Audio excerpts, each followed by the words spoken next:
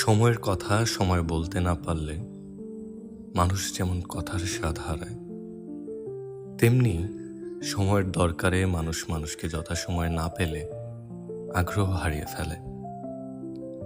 পরবর্তীতে ওই মানুষটাকে পেলেও খুব একটা স্বস্তি কিংবা উদ্দীপনা জাগে না আর। সময়ে যা প্রয়োজন ছিল অসময়ে তা আমাদের কাজে আসা আর না আসা একই অর্থ হয়ে দাঁড়ায়।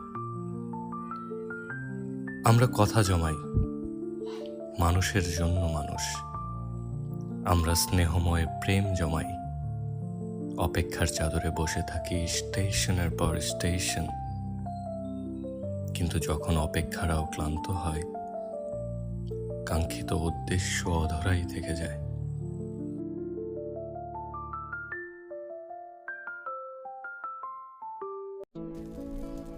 নিয়তি কখনো হিসেবে ভুল করে না, ভুল করি আমরা ভাবনায়, স্বপ্নে, বিশ্বাসে।